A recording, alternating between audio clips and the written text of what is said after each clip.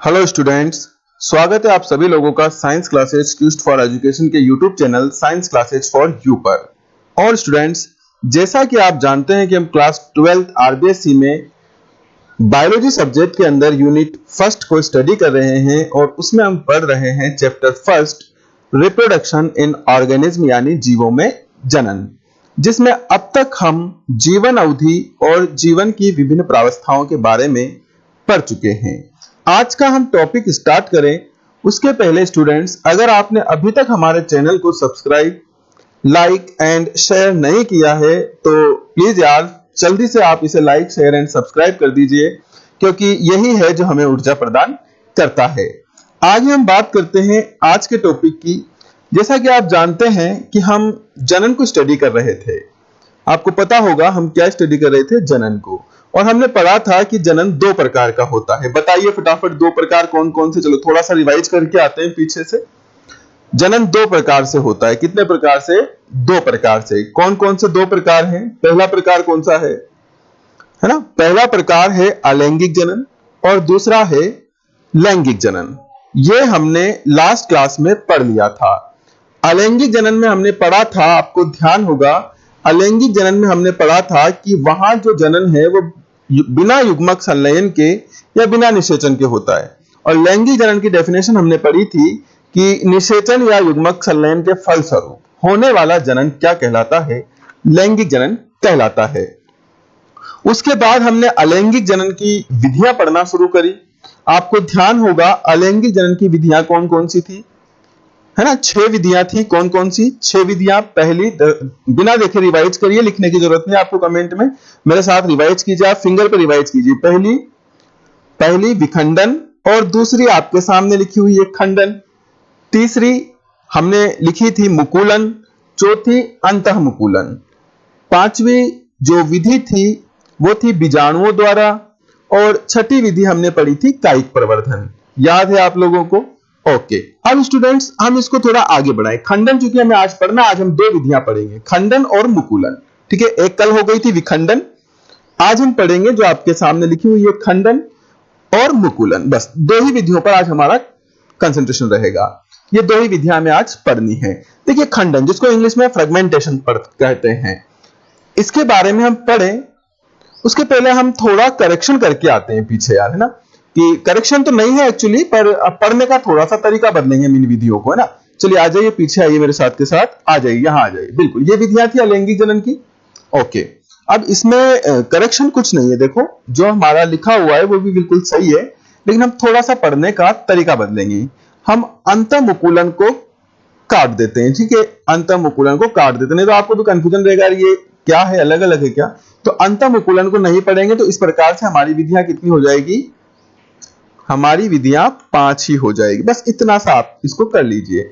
अब इसको मैं करेक्शन तो नहीं कह सकता, बस हम एक थोड़ा सा तरीका बदल रहे हैं पढ़ने का कि 6 विधियां नहीं पढ़ेंगे, हम क्या पढ़ेंगे? 5 विधियां पढ़ेंगे। और अंतःमुकुलन जो है उसको हम मुकुलन के अंदर ही पढ़ लेंगे। तो इस प्रकार से अब आप ये याद रख सकते हैं कि अलैंगिक जनन की कितनी विधियां हमें पढ़नी है? 5 विधियां। विखंडन, खंडन, मुकुलन, अंतःमुकुलन को हटा दिया हमने, उसको हम मुकुलन में पढ़ लेंगे। चौथी हो गई बीजाणुओं द्वारा और पांचवी हो गई कायिक प्रवर्धन द्वारा। ठीक है, आ गई क्या बात समझ में? हाँ भरो, फटाफट बोलो, आ गई क्या? ओके, चलिए आगे बढ़ते हैं। अब इस बात को वापस आगे बढ़ा लेते हैं। हम आ चुके थे खंडन पर, जिसको हमें आज पढ़ना। अब देखो खंडन जब हम पढ़ने लग रहे हैं तो आपको थोड़ा पीछे जाकर के याद करना होगा। कल हमने विखंडन पढ़ा था, आज हम खंडन पढ़ रहे हैं। मैंने कल भी बता दिया था वैसे आपको कि विखंडन और खंडन में एक माइनर सा अंतर है कि विखंडन की प्रक्रिया जो है वो एक कोशिकीय जीवों में कोशिका विभाजन के द्वारा होती है। एक कोशिकीय जीवों में कोशिका विभाजन के द्वारा होती है, जबकि खंडन के लिए मैंने क्या बोला था? खंडन यानी फ्रेगमेंटेशन के लिए मैंने आपसे बोला था कि खंडन जो है वो सरल बहुकोशिकीय जीवों में होता है। सरल बहुकोशिकीय जीव मतलब ऐसे जीव जिनमें कोशिकाओं की संख्या तो 2 या 2 से अधिक होती है, लेकिन उनके अंदर किसी अंग का निर्माण नहीं होता है। किसी भी अंग का निर्माण नहीं होता है। जैसे मान लीजिए कि अगर वो जंतु है तो उसमें आंख, नाक, कान, हाथ, पैर जैसे अंगों का क्या होगा? अभाव होगा। और अगर वो पादप है तो उसमें जड़, तना, पत्ती जैसी संरचनाओं का क्या होगा? अभाव होगा। तो ऐसे बहुकोशिकीय जीवों को क्या कहा जाता है? सरल बहुकोशिकीय जीव कहा जाता है। और इनमें जनन की विधि कौन सी हो सकती है? खंडन हो सकती है। खंडन में भी बातें वही है, यहां पर भी जो एक जीव होगा वो छोटे छोटे टुकड़ों में टूट जाएगा। ध्यान से सुन रहे हो क्या मेरी आवाज? हाँ भरो, है ना? कभी आपके दिमाग में आता होगा कि सर सामने आकर के क्यों नहीं पढ़ाते? आ जाएंगे यार, सामने भी आ जाएंगे, कोई विशेष बात नहीं है। लेकिन क्या रखा है सामने आने में भी? चेहरा तो भ्रमित करता है ना? चेहरे में क्या रखा है? किसी कोई बोर्ड है ना, तो उस बात पर ध्यान नहीं दीजिए। आप पढ़ने के लिए तो आवाज ही काफी है। आप आवाज को ध्यान से सुनते रहिए और नजरें जो है हमारी स्क्रीन पर टिकाए रखिए, ठीक है? बातें ऑटोमेटिक क्लियर होती चली जाएगी। तो खंडन, है ना? तो खंडन में भी जो एक जीव है वो छोटे छोटे टुकड़ों में टूट जाता है। वहां पर एक कोशिका विभाजित होकर के छोटी छोटी कोशिकाओं में टूट रही थी, यहां पर पूरा एक जीव विभाजित होकर के खंडों में टूट रहा है, अलग अलग टुकड़ों में टूट रहा है। और टूटने के बाद प्रत्येक टुकड़ा वृद्धि करता है और एक नए सजीव में बदल जाता है। और इस प्रकार से जनन की प्रक्रिया यहां पर पूरी होती है। इसी विधि को क्या कहा जाता है? खंडन कहा जाता है। लिख लीजिए परिभाषा, ये लो क्या लिखा है। इस प्रकार का जनन सरल बहुकोशिकीय जीवों में पाया जाता है। इस विधि में बहुकोशिकीय जीव का शरीर, जो बहुकोशिकीय जीव है ना, का शरीर दो में भी टूट सकता है, अधिक में भी टूट सकता है, 2 या 2 से अधिक भागों में विभाजित हो जाता है तथा प्रत्येक भाग वृद्धि करके एक स्वतंत्र जीव में परिवर्तित हो जाता है। आशा करता हूं कि खंडन की परिभाषा आपको समझ आ गई होगी। उदाहरण भी आप इसके ध्यान रख लेना।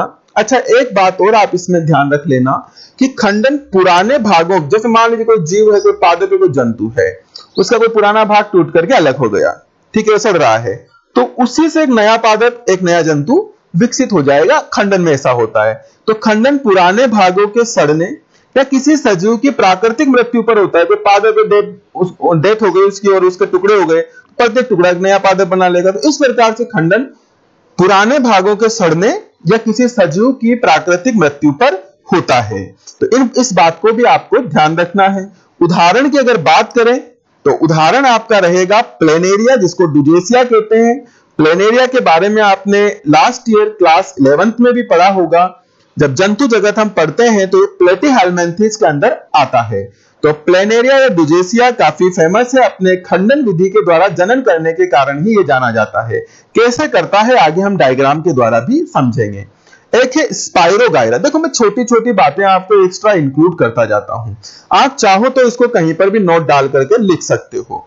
आपकी परीक्षा में जो पूछे जाने वाले प्रश्न हैं वो तो आपका इस जो मैं आपके सामने जो ये क्लास जारी रख रहा हूं, क्लास आपके सामने जो प्रेजेंट कर रहा हूं, एग्जाम में जो प्रश्न आने वाले हैं, बोर्ड एग्जाम, 12th बोर्ड के एग्जाम, वो यहीं से क्लियर हो जाएगा, कहीं भी बाहर जाने की जरूरत नहीं है। लेकिन फिर भी कॉपी पेन लेकर के बैठा कीजिए, ताकि कोई भी एक्स्ट्रा बात आपको ऐसी लगती है जो बातों बातों में मैं आपको बता देता हूं। अगर आपको लगता है कि नहीं मुझे ये बात भी नोट डाल लेनी चाहिए, तो आप कॉपी पेन लेकर के बैठा कीजिए। फिर बाद में जब आप नोट्स बनाए तो उनको भी आप मेंटेन कर लिया कीजिए। जैसे स्पाइरोगायरा से मुझे याद आया कि स्पाइरोगायरा जो कि एक शैवाल है, इसे पॉन्ड सिल्क भी कहा जाता है, जलीय रेशम भी इसको कहा जाता है। क्या कहा जाता है? Pond silk. पॉन्ड मतलब तालाब, है ना? तो तालाब को हम जल से जोड़ सकते हैं। तो जलीय रेशम, स्पाइरोगायरा को जलीय रेशम या पॉन्ड सिल्क भी कहा जाता है। कई एग्जाम में प्रश्न पूछा जा चुका है कि निम्न में से किसे पॉन्ड सिल्क या जलीय रेशम कहा जाता है? तो उसका जवाब क्या है? स्पाइरोगायरा, जो कि एक शैवाल है। अब आप कहेंगे सर पॉन्ड सिल्क इसको क्यों कहा गया है या जलीय रेशम इसको क्यों कहा गया है? तो क्या रेशम जैसा होता है क्या? बिल्कुल नहीं होता यार रेशम जैसा। बस इसके ये जो पादप है इसमें कुछ तंतु निकले रहते हैं, इस प्रकार से तंतु निकले रहते हैं ना, तो तंतुओं के कारण ही जो है इसकी तुलना किससे कर दी गई है? इसके जो फिलामेंटस होते हैं उसके कारण ही इसकी तुलना किससे कर दी गई है? रेशम से कर दी गई है। और इसके फिलामेंटस पर कोई जो है कोई ब्रांचेस नहीं होती है, यानी वो बिल्कुल सतत होता है। जैसे रेशम में कोई बिल्कुल सतत चिकना होता है ना, उसी प्रकार से इसके भी जो तंतु होते हैं उसमें कोई ब्रांचेस, कोई शाखाएं नहीं होती है, वो बिल्कुल सतत और चिकना होता है, इसलिए इसकी तुलना किससे कर दी गई है? रेशम से कर दी गई है। और जल में जब ये पाया जाता है तो ये जलीय रेशम हो जाता है। अब ऐसा नहीं है कि आप ये समझ लें कि यार ये रेशम है जो जल में उगता है, नहीं नहीं नहीं नहीं, है ना, रेशम नहीं है, बस रेशम जैसा इसका तंतु होता है, इसलिए इसकी तुलना किससे कर दी गई है? जलीय रेशम से कर दी गई है।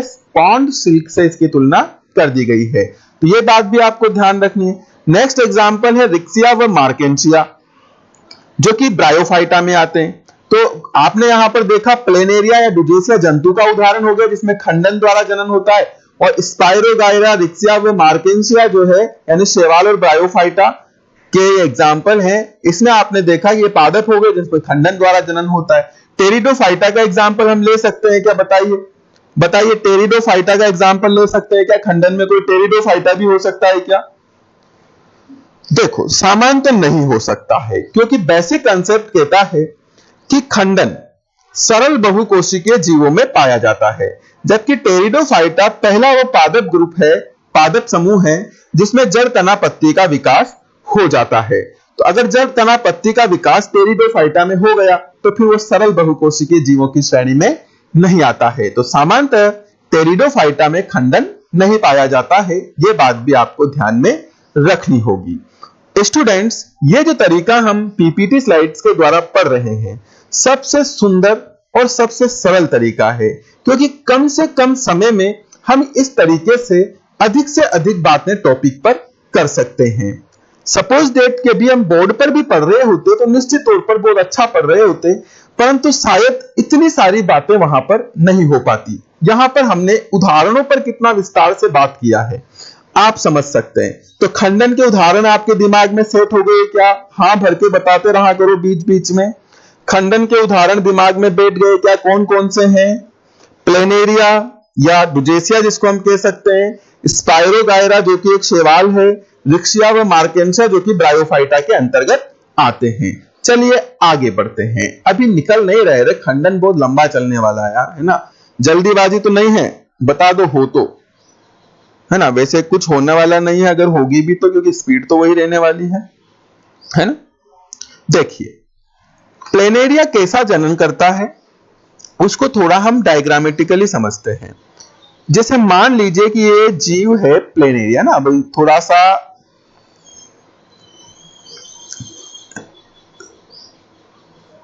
ये लीजिए, ऐसा जीव होता है प्लेनेरिया। थोड़ा आप ऐसा मत समझिए कि यार इसमें कोई अंग वंग है, ये सिर्फ इसकी बॉडी शेप है जिसमें ऐसा लग रहा है कि यार सिर है, फिर धड़ है, फिर पूंछ है, परंतु ऐसा नहीं है ना।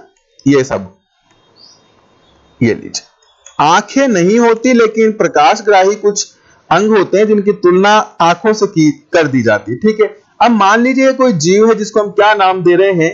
प्लेनेरिया नाम दे रहे हैं ना। डायग्राम को ध्यान से देखना आप, ठीक है, बनाना पड़ सकता है एग्जाम में। मान लीजिए सचित्र वर्णन आ गया अलैंगिक जनन की विधियों का, तो फिर ये चित्र बनाकर समझाना पड़ेगा आपको। और देखिए बायोलॉजी का तो काम चित्र पूछे या नहीं पूछे, ध्यान दीजिएगा क्या कह रहा हूं। बायोलॉजी में आपसे डायग्राम पूछे या नहीं पूछे, लेकिन अगर आपके पास समय और आप डायग्राम के द्वारा किसी चीज को समझा सकते हैं तो डायग्राम को जरूर इंक्लूड कीजिए, क्योंकि बिना डायग्राम के बायोलॉजी अधूरी है ना। जो ऐसा कह देते हैं ना कि अभी मैं आपसे कह दूंगा चित्र आप जो है ना बना लेना, आप घर से बना लेना, ये डायलॉग होता है घर से बना लेना चित्र। तो बायोलॉजी में घर से बना लेना चित्र कहने में लगता है 1 मिनट का भी समय नहीं लगता है ना, 2-5 सेकंड का समय लगता है कि घर से बना लेना, ठीक है। और बच्चा घर बनाने बैठ जाता है, लेकिन घर पे बना लेना और यहां बना, अब यहां जब बनाएंगे ना 2-5 मिनट अभी चित्र बनाने में हमारे खर्च होने वाले हैं, तो भाई मेहनत बहुत लगती है। बिना बायोलॉजी के, बिना डायग्राम के बायोलॉजी अधूरी है। तो भाई डायग्राम को बहुत ध्यान से देखिएगा। जैसे मान लीजिए कि ये प्लेनेरिया है, डुजेसिया है, और ये इसके किसी कारण से, कोई भी एक्सीडेंटल कोई भी कारण हो सकता है, या इसकी डेथ हो गई, किसी भी कारण से ये इसके शरीर के क्या हो गए? टुकड़े हो गए, ठीक है। ये एक भाग हो गया, आपको बनाना नहीं है, आप देखते रहिए बस शांति से। हाँ पीसफुली है ना, शांति मतलब पीसफुली है ना, कुछ नहीं इधर उधर नहीं ध्यान देना भाई। हाँ ये लीजिए टुकड़े हो गए। अब क्या होता है इस विधि में, प्रत्येक टुकड़ा क्या करेगा? लगातार कोशिका विभाजन करेगा। कौन सा कोशिका विभाजन करेगा? मैंने बताया था वृद्धि के लिए कौन सा होगा? समसूत्री, अर्धसूत्री नहीं, अभी वृद्धि कर रहा है ना, प्रत्येक भाग प्रत्येक टुकड़ा वृद्धि कर रहा है, वृद्धि के लिए कौन सा होगा, समसूत्री विभाजन होगा यहाँ पर। तो ये वाला भाग भी वृद्धि करके क्या कर लेगा, एक बॉडी शेप ले लेगा इस प्रकार का, पहले बॉडी शेप लेगा, डायरेक्ट नहीं बना लेगा प्लेन एरिया ना, इस प्रकार से एक बॉडी शेप ले लेगा। ये वाला भी जैसे धड़ है, या धड़ तो नहीं है लेकिन धड़ से तुलना कर सकते हैं, तो ये वाला भाग भी वृद्धि करता हुआ इस प्रकार से, ये इस प्रकार से ये भी क्या कर लेगा, एक बॉडी शेप तैयार कर लेगा अपना। ये लीजिए पहले, इधर ये भी एक ये है ना, जैसे ये लास्ट वाला पोर्शन जो इसका था खंड पूंछ जैसा, ये भी क्या करेगा, इस प्रकार से पहले धड़ जैसा भाग बनाएगा, ठीक है, और आफ्टर दैट ये अपना हेड को इस प्रकार से हेड तैयार कर लेगा। तो ये इसने शेप ले लिया। अब जो ये प्रत्येक शेप बना है, ये प्रत्येक शेप जो बना है, ये वापस से और अधिक वृद्धि करेगा, और बिल्कुल ये जो आप जनक देख रहे हो ना, जनक बुजेसिया, इसी के जैसा प्रत्येक भाग जो है वो रूपांतरित हो जाएगा,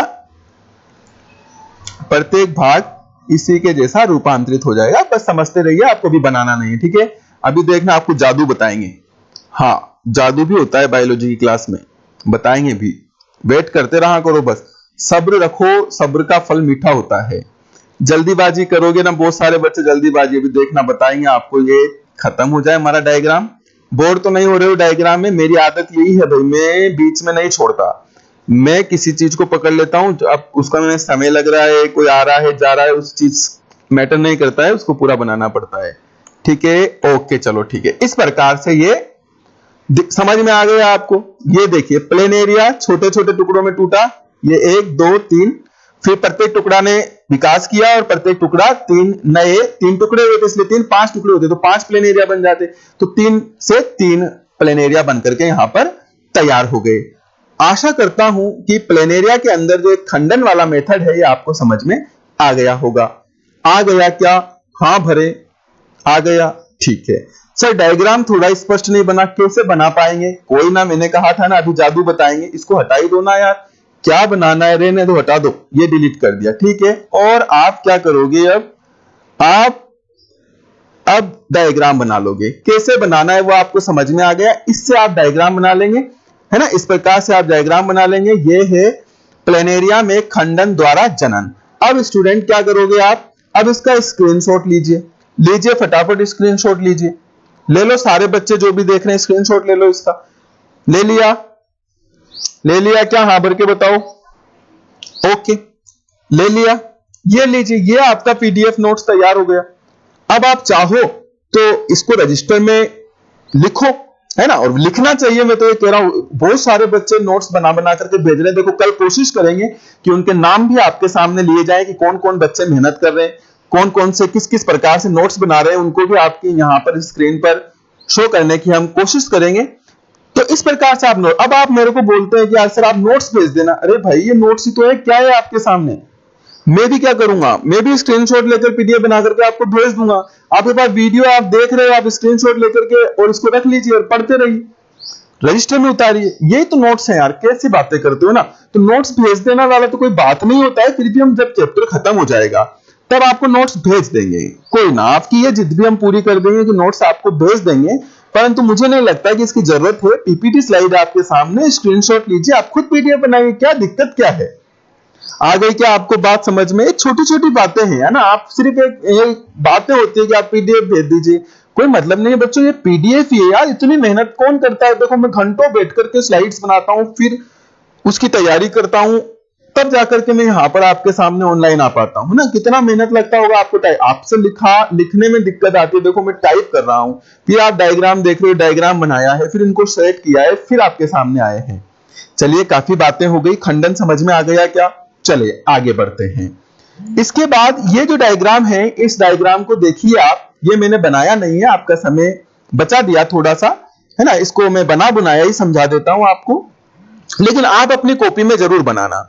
ये जो है ना स्टूडेंट्स, ये है स्पाइरोगाइरा, जिसकी बात करी थी ना हमने, जलीय रेशम, यही है वो स्पाइरोगाइरा। तो ये देखिए इसमें भी वही है ना, वहां पर समझा है ना, इसलिए यहां पर दोबारा डायग्राम नहीं बना रहा हूं, ये पूरा स्पाइरोगाइरा है, इसी प्रकार से बनाना है। देखो ये इसकी भित्ति है स्पाइरोगाइरा की, ये नोट्स होते हैं बीच बीच में, ये नोट्स होते हैं, यहां से ये दोबारा कॉपी बना सकता है अपनी। अंदर जो है ये जेनेटिक मटेरियल है, अंदर ये जेनेटिक मटेरियल है, और इसके अंदर ये कोशिका द्रव्य भरा हुआ है। मान लीजिए अब किसी का ये प्रतिकृति भित्ति कहा गया है इसको, है ना। जब ये टूटेगा ना तो यही भित्ति, ये नोड है ना, यही भित्ति यहीं से इसकी एक और कॉपी बन करके तैयार हो जाएगी। अब मान लीजिए टूट गए, देखिए खंड बन गए, टुकड़े बन गए, लिखा हुआ है खंड, टुकड़े बन गए, है ना। अब टुकड़े बन गए, प्रत्येक टुकड़े ने अब क्या करा, प्रत्येक टुकड़े ने वृद्धि करना शुरू कर दिया, प्रत्येक टुकड़े ने वृद्धि करना शुरू कर दिया, प्रत्येक टुकड़ा एक नए स्पाइरोगायरा में बदल गया। तो ये था जनक स्पाइरोगायरा और इसके खंड हुए और खंडों ने विकास किया और विकास करके नए स्पाइरोगायरा बना लिए। तो ये हो गई संतति स्पाइरोगायरा। तो इस प्रकार से खंडन द्वारा जनन होता है। भूलना नहीं है, ये छोटे छोटे टॉपिक से प्रश्न आते हैं और जब विद एग्जाम्पल पूछ लिए जाते हैं तो बच्चे क्या करते हैं, डेफिनेशन लिख करके आ जाते हैं और डेफिनेशन लिख करके आने के बाद वो सोचते हैं कि अरे यार नंबर मिल ही जाएगा। अरे नहीं मिलेगा, आपसे भी तो एग्जाम्पल पूछा है ना, जब तक आप उदाहरण नहीं लिखोगे आपको नंबर नहीं मिलेगा। तो उदाहरणों पर बड़ा ध्यान देने वाला होता है काम, है ना। चलिए, खंडन हमारा कंप्लीट होता है और जैसा कि मैंने आपसे बोला था आज हमारी दो ही विधियां रहेगी, एक खंडन और एक मुकुलन। तो नेक्स्ट विधि पर हम आ जाते हैं बिना किसी देरी के। अच्छा, एक बात और रह गई, इस प्रकार के जनन को पुनरुद्भवन भी कहते हैं, है ना। रीजनरेशन यानी कि पुनरुद्भवन। जैसे मान लीजिए टुकड़ा जो है ये टूट करके अलग हो गया, चाहे आप इसकी बात कर लीजिए, चाहे इससे पहले जो अभी हमने पढ़ा प्लेनेरिया, उसकी बात कर लीजिए। और जब कोई टुकड़ा पुनः वृद्धि करके नया जीव बना लेता है तो उसको पुनरुद्भवन भी कह देते हैं। तो खंडन कह दीजिए, पुनरुद्भवन कह दीजिए, एक ही बात है ना। छोटी कक्षाओं में पुनरुद्भवन के नाम से आपने पढ़ा होगा, ध्यान आ रहा होगा थोड़ा थोड़ा, कि जैसे मान लीजिए अब बहुत सारी बार एग्जांपल देते गया, छिपकली की पूंछ कट जाती है तो वो वापस आ जाती है, तो वो छिपकली में पुनरुद्भवन पाया जाता है। बिल्कुल, छिपकली में पुनरुद्भवन पाया जाता है, उसकी पूंछ टूटने के बाद वापस आ जाती है, लेकिन वो सिर्फ पूंछ में पाया जाता है। ऐसा नहीं है कि पूंछ टूटकर अलग हो गई तो उस पूंछ से नई छिपकली बन जाएगी, ऐसा नहीं होता है। जबकि यहां पर जो है पुनरुद्भवन पूरे जीव में पाया जा रहा है। एक टुकड़ा हो गया, इस टुकड़े से पूरा जीव बन जाएगा। छिपकली जो है, छिपकली की पूंछ टूटकर अलग हो गई तो जो छिपकली उसके नई पूंछ आ जाएगी, लेकिन जो पूंछ टूटी है ना उससे नई छिपकली नहीं बनेगी। आप इस तरीके से समझिए। अरे पुनरुद्भवन तो सभी में पाया जाता है, हमारे अंदर भी पाया जाता है, मनुष्य में भी पाया जाता है पुनरुद्भवन। समझाऊं क्या? हम नाखून काटते हैं तो अब नाखून से कोई नया मनुष्य बन जाएगा क्या? तो हमारे अंदर पुनरुद्भवन द्वारा जनन नहीं हो सकता। हाँ, पुनरुद्भवन पाया जरूर जाता है। जैसे नाखून काटा तो वापस नाखून आ जाएगा। हमारे नाखूनों में पुनरुद्भवन है, हमारे बालों में पुनरुद्भवन है, हमारी स्किन में पुनरुद्भवन है। मान लीजिए कभी स्किन को, है ना, जो स्किन है हमारी, इसको कभी कोई कट लग गया तो आप देखते हैं त्वचा में वो भराव हो जाता है, वापस नई स्किन आ जाती है। तो उसमें भी क्या है, उसमें भी पुनरुद्भवन है। तो हमारे शरीर की कोशिकाओं में भी, कई कोशिकाओं में पुनरुद्भवन पाया जाता है। लेकिन इसका मतलब ये नहीं है कि हम उसके द्वारा जनन कर सकते हैं। जबकि स्पाइरोगायरा और प्लेनेरिया जैसे जीव जो है वो पुनरुद्भवन के द्वारा अपने ही समान संतति उत्पन्न कर सकते हैं, यानी कि जनन भी कर सकते हैं। बात समझ में आ रही होगी। चलिए, बहुत अच्छे से हम बेसिक को कंप्लीट करते हुए स्टूडेंट्स पढ़ रहे हैं, तो भरपूर फायदा उठा लीजिए। मैं सच बता रहा हूं आपको कि बहुत मेहनत करते हैं इसमें, कई घंटों की नॉलेज जो है वो आपको हम सौंप देते हैं इस आधे घंटे 45 मिनट में। कोई भी टीचर, चाहे मैं हूं चाहे कोई और है, ऑफलाइन क्लास के अंदर इतना नॉलेज आपको प्रोवाइड नहीं करवा सकता है, क्योंकि इतना समय ही नहीं होता है। ठीक है क्या? चलो बढ़ते हैं आगे। मुकुलन, जिसको इंग्लिश में बडिंग कहते हैं। देखिए क्या होता है मुकुलन। जनन की बड़ी सरल विधि है मुकुलन। कैसे समझोगे आप मुकुलन को? पहले परिभाषा की बात कर लेते हैं। इस प्रकार के जनन में, चलो ये परिभाषा आ गई, वापस भेज देते हैं। हाँ, बुरा तो नहीं मानोगे, वापस भेज दी? हाँ, मत मानना है ना, अभी वापस ले आएंगे, बुला लेंगे अपने ही पास है, कोई बात नहीं ना। अब सपोज डेट कि ये कोई जीव है ना। अभी ऐसे रफली बना रहा हूं मैं जीव, रफली जीव बना रहा हूं यार, है ना। अब ऐसे सीरियस मत हो जाना, ये कैसा जीव बना दिया। अब इस जीव की सतह पर यहां बाहर की तरफ ये कोई उभार आ गया, कोशिका विभाजन के कारण यहां पर कोई गांठ बन गई। क्या हो गया? कोई गांठ बन गई। इस गांठ को ही क्या कहा जाता है? इस गांठ को ही मुकुल कहा जाता है। ये जो गांठ बनी है ना, इस गांठ को क्या कहा जाता है? मुकुल। और अब क्या होगा स्टूडेंट्स, ये जो मुकुल बनी है ना, ये मुकुल धीरे धीरे वृद्धि करेगी और एक कंप्लीट एक नया जीव बना लेगी। तो मुकुल के कारण एक नया जीव बना है, इसीलिए इस विधि को क्या कह देते हैं? मुकुलन कह देते हैं। सीधी बात है, आ गई होगी समझ में। अब क्या हुआ, कि ये मुकुलन, यही है मुकुलन। अब वो जो आपने अंतः मुकुलन वाला कंसेप्ट पढ़ा था ना, उसको क्लियर करते हैं। होता क्या है कि मान लीजिए कि अगर ये मुकुल इस शरीर के बाहरी सतह पर बन रही है तो इसको बाह्य मुकुलन कह देंगे। मान लीजिए मुकुल शरीर के बाहर नहीं बन रही है, भीतर बन रही है। कहां बन रही है? ये भीतर बन गई, बहुत सारी मुकुल बन गई भीतर। मान लीजिए ऐसा ऐसा है ना, गांठें बन गई अंदर बहुत सारी, और फिर इन गांठों से नया सजीव बन गया, तो इसको क्या कह देंगे? अंतः मुकुलन कह देंगे। क्लियर हो रहा है क्या? और कभी कभी क्या होता है कि एक मुकुल नहीं होती, एक के ऊपर एक कुछ विशिष्ट परिस्थितियों में 2 3 4 मुकुल एक साथ बन जाती है। ऐसे जैसे यहाँ तो एक ही बनी थी, लेकिन कभी कभी ऐसे 2 3 4 अलग से बन जाती है। तो इस प्रकार से अगर 2 या 2 से अधिक मुकुल बन जाती है तो इसको फिर मुकुल नहीं कहते हैं, इसको टोरुला कहते हैं। क्या कहते हैं? टोरुला। क्लियर कर देते हैं यहीं पर, ताकि फिर आगे आपको समस्या नहीं आएगी ना, फिर आगे सिर्फ परिभाषाएं लिखनी रहेगी। अगर एक से ज्यादा मुकुल बन जाती है इस प्रकार से ग्रुप्स में, तो इन मुकुल को क्या कहा जाता है स्टूडेंट्स? टोरुला कहा जाता है। बोल के देखो एक बार, घर पे बैठे बैठे बोलो टोरुला, तो याद हो जाएगा तुरंत, टोरुला, है ना। क्या कहा जाता है इसको? टोरुला कहा जाता है। और जैसे मुकुल के द्वारा जनन हो रहा था, हमने क्या कह दिया प्रोसीजर को? मुकुलन। टोरुला के द्वारा होगा तो क्या कह देंगे? टोरुलेशन। क्या कह देंगे? टोरुलेशन। बोल के देखो, टोरुलेशन। हाँ, क्या कह देंगे? टोरुलेशन कह देंगे। तो इस प्रकार से मुकुलन कितने प्रकार का हो गया? 3 प्रकार का। बताइए कौन कौन सा? 3 प्रकार कौन कौन से मुकुलन के बताइए? पहला बाह्य मुकुलन, दूसरा अंतः मुकुलन, और तीसरा टोरुलेशन। क्लियर है क्या?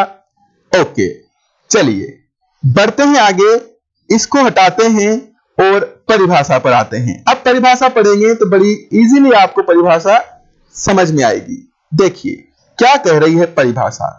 इस प्रकार के जनन में जीवों के शरीर पर, जैसा मैंने बताया, या शरीर के भीतर लगातार कोशिका विभाजन के फलस्वरूप, ये जो गांठें बनेगी ना, उभार बनेगा, ये कोशिका विभाजन से बनेगा। बताइए कौन सा कोशिका विभाजन? पूछता रहूंगा, मेरी बहुत बुरी आदत है।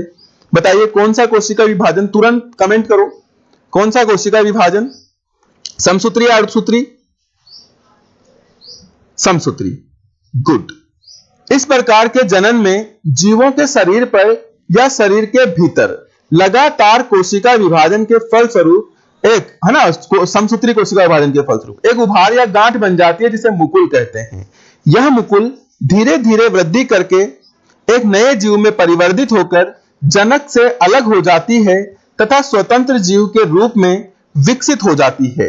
जनन की यह प्रक्रिया ही मुकुलन कहलाती है। आशा करता हूं मुकुलन की परिभाषा भी आपको समझ में आ गई होगी। और स्टूडेंट्स, जैसा कि मैंने आपको बताया कि मुकुलन मुख्य रूप से कितने प्रकार का होता है? 3 प्रकार का। कौन कौन से? मन में बोलते जाइए और लिखते जाइए। पहला है बाह्य मुकुलन, दूसरा है टोरुलेशन। पहले टोरुलेशन पढ़ लेते हैं। टोरुलेशन क्यों? क्योंकि बाह्य मुकुलन का ही भाग है ना। फिर अपन तीसरा पढ़ लेंगे अंतः मुकुलन। क्लियर है? बढ़े आगे। ओके, पहला है बाह्य मुकुलन। परिभाषा बिल्कुल क्लियर। इस प्रकार के मुकुलन में मुकुल का निर्माण शरीर के ऊपर या शरीर की सतह पर होता है। उदाहरण ध्यान रखना, हाइड्रा व ईस्ट कोशिकाएं। एक कोशिकीय जीव होता है, ईस्ट गोलाकार संरचना होती है। तो हाइड्रा व ईस्ट कोशिकाओं में कौन सा मुकुलन पाया जाता है?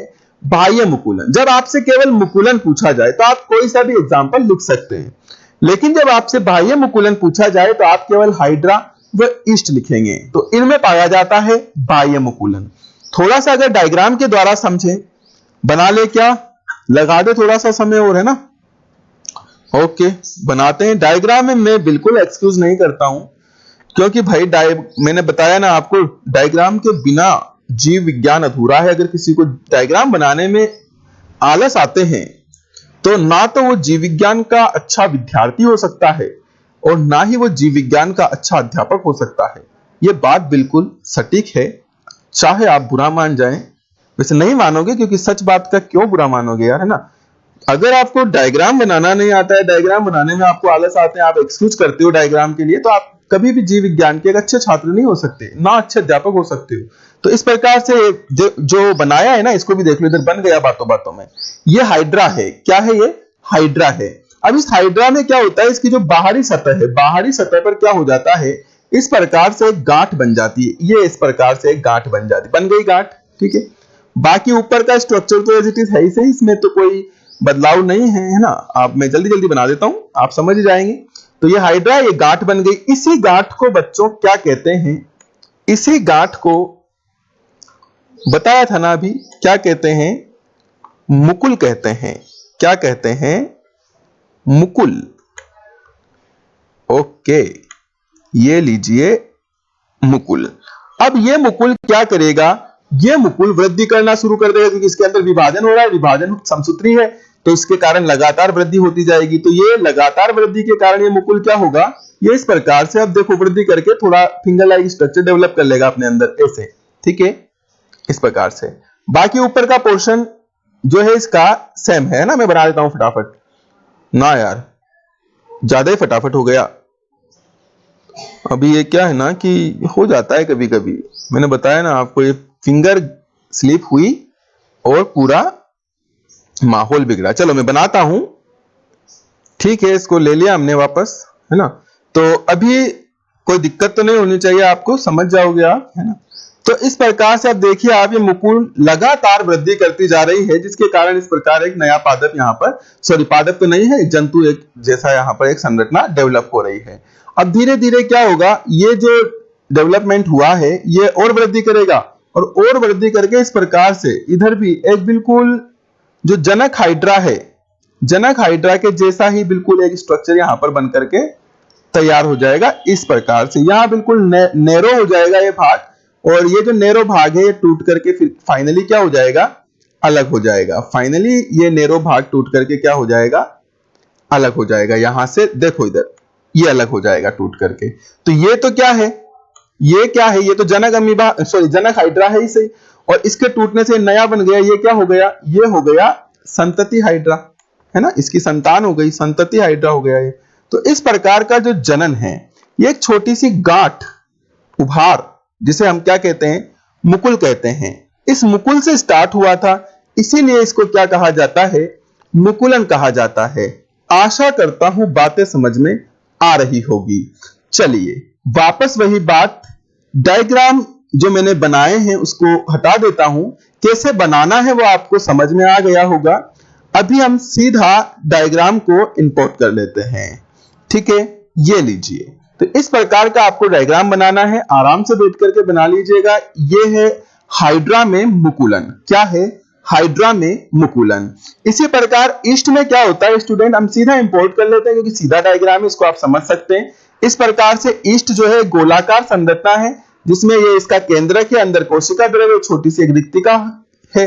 तो इसके ऊपर भी क्या हुआ है, छोटी सी गांठ बन गई, जिसे मुकुल कहेंगे। ये देखिए मुकुल बिल्कुल स्पष्ट हो गई, और यहाँ पर ये मुकुल टूट करके अलग हो गई। तो ये जो देख रहे हो आप, ये तो जनक इष्ट है, और इससे नई बन गई कौन सी, संतति इष्ट। तो इस प्रकार से इष्ट में भी मुकुल के द्वारा जनन होता है, इसे कहा जाता है इष्ट में मुकुलन। क्या कहा जाता है, इष्ट में मुकुलन।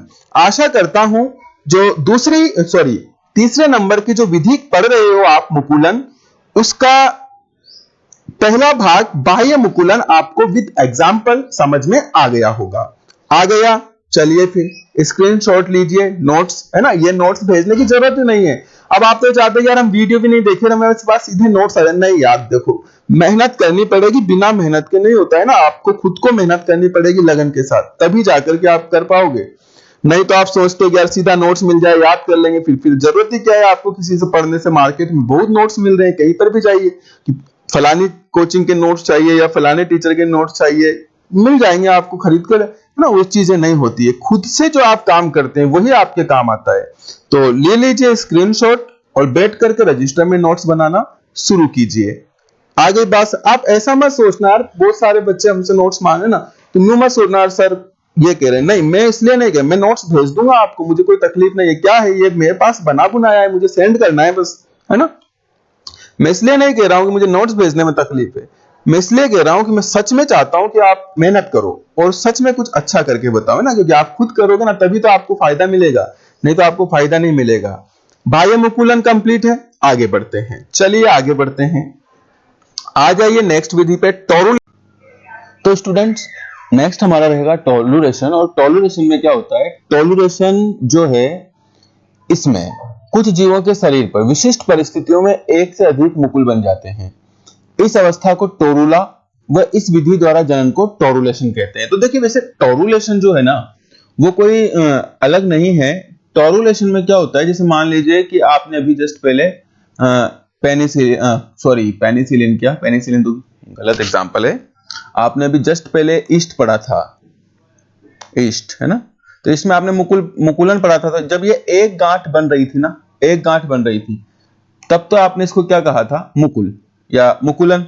अगर यहां पर कभी कभी विशिष्ट परिस्थितियों में इस ईस्ट पर ही, ईस्ट में ही होगा ये, तो ईस्ट पर ही क्या होगा, अगर एक से अधिक मुकुल इस प्रकार से बन जाती है तो ये जो संरचना बनती है, इस संरचना को क्या कहते हैं, इस संरचना को कहते हैं टोरुला।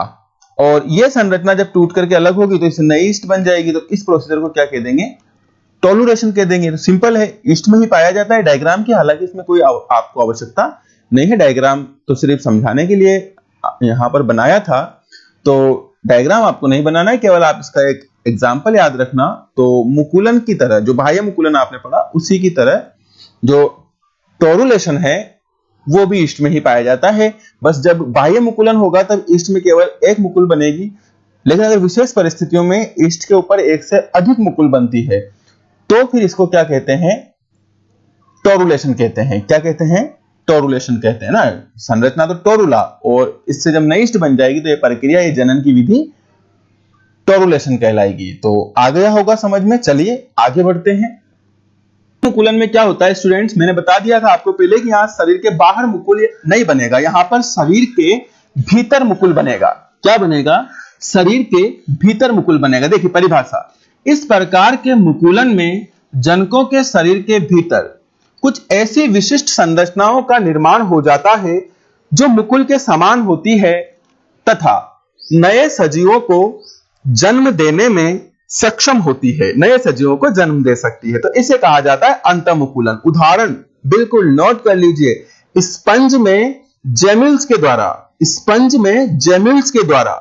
सर जेम्यूल्स क्या होते हैं, चलिए फिर आ जाओ इधर। जेम्यूल्स क्या होते हैं इधर समझना। देखिए मान लीजिए कि ये कोई स्पंज है,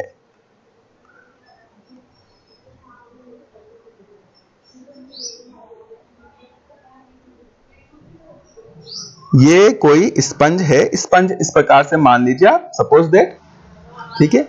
और स्पंज में जनरली क्या होता है कि जो बाहर की सतह है, बाहर की सतह, ठीक है, इस पर कुछ कंटिकाएं लगी रहती है, कांटे जैसी संरचनाएं होती है, इस प्रकार से कांटे जैसी, ठीक है, इस प्रकार से कांटे जैसी संरचनाएं बाहरी सतह पर इसके होती है, इसको स्पंज कहते हैं। और एक आप थोड़ा सा और ध्यान रखना, जैसे मैंने यहां पर पूरा कर दिया, इसको एक छोटा सा छिद्र होता है बॉडी में यहां, तो इसको आप छिद्र मान ले एक, ठीक है। अब इसमें क्या होता है, अंदर इस प्रकार से छोटी छोटी मुकुल जैसी संरचनाएं बन जाती है, ठीक है, यानी वही उभार या गांठें बन जाती है। तो स्पंज के अंदर जो मुकुल जैसी छोटी छोटी गोलाकार रचनाएं बनी है ना, इन गोलाकार रचनाओं को क्या कहते हैं, जेम्यूल्स कहते हैं। क्या कहते हैं इन्हीं को, ये जेम्यूल्स कहते हैं। अब क्या होगा, जब ये बहुत सारी पूरा फुल हो जाएगा ये, तो फिर ये जेम्यूल्स क्या हो जाएगी, यहां से बाहर आ जाएगी और इससे एक नए सजीव का निर्माण हो जाएगा, ठीक है। तो इस प्रकार से स्पंज में जेम्यूल्स के द्वारा क्या होता है, जनन होता है। तो यह भी एक मुकुलन की विधि है, अलैंगिक जनन की विधियों में ही आती है। तो उदाहरण और परिभाषा दोनों आपको ध्यान रखना है। अंतमुकुलन की, इस प्रकार के मुकुलन में जनकों के शरीर के भीतर कुछ ऐसी विशिष्ट संरचनाओं का निर्माण हो जाता है जो मुकुल के समान होती है तथा नए सजीवों को जन्म देने में सक्षम होती है। उदाहरण स्पंज में जेम्यूल के द्वारा जनन, ठीक है। तो ये आज हमारा 2 विधियां पढ़ने का जो टारगेट था वो यहां पर पूरा होता है। ये लीजिए, ये डायग्राम आपको बनाना है, ये नामांकित किया, अगर नहीं दिख रहा है तो आप लिख लेना जेम्यूल्स। क्या है ये, जेम्यूल्स है ना, ये लिखा जेम्यूल्स। तो ऐसा आपको डायग्राम बनाना है। तो ये स्पंज में जेम्यूल्स के द्वारा जनन है, ये भी अलैंगिक जनन की एक विधि है। ले लीजिए स्क्रीनशॉट फटाफट और फिर नोट्स बनाना बैठ करके, ठीक है, ले लिया, ओके। आगे बढ़ते हैं। स्टूडेंट्स, तो जो हमारा टारगेट था, अब तक हम क्या क्या पढ़ लिए, देखो रिवाइज करो, ब्रेन में ही अपने दिमाग में रिवाइज करो। हमने पहली विधि पढ़ ली अलैंगिक जनन की विखंडन, दूसरी पढ़ ली खंडन, और तीसरी कंप्लीट कर ली आज मुकुलन। अब दो विधियां हमारी ओर बचती है। नंबर चौथा जो कल पढ़ेंगे, बीजाणुओं द्वारा जनन, और नंबर पांचवी कायिक प्रवर्धन या वृद्धि प्रजनन भी जिसको कहा जाता है, उस पर हम कल पढ़ेंगे। जाने से पहले स्टूडेंट्स कुछ बातें और कर लेते हैं। एक बहुत अच्छी पंक्तियां कहीं मिली थी, थोड़ा सा मॉडिफाई करके आपके सामने ला रहा हूं कि कोई भी अध्यापक चाहे वो कितना ही श्रेष्ठ क्यों ना हो, आपको अपा को लिखा गया तो कोई ना, अब इसको आपको पढ़े, आपको तब तक नहीं सिखा या पढ़ा सकता तब तक आप स्वयं नहीं सीखना या पढ़ना चाहते हो। तो लगन पैदा करनी पड़ेगी आपको, अपने अंदर पढ़ने की ललक पैदा करनी पड़ेगी, भूख पैदा करनी पड़ेगी। फिर देखिए आप सीखने लगोगे, पढ़ने लगोगे। लेकिन स्टूडेंट, अगर आपके अंदर रुचि नहीं है, ललक नहीं है पढ़ने की, तो कितना ही श्रेष्ठ अध्यापक हो, वो आपको नहीं पढ़ा सकता है। इस बात का ध्यान रख लीजिए। चलिए फिर इन शब्दों के साथ विदा लेते हैं, कल फिर मिलते हैं। बने रहिएगा साइंस क्लासेज के साथ। नमस्कार।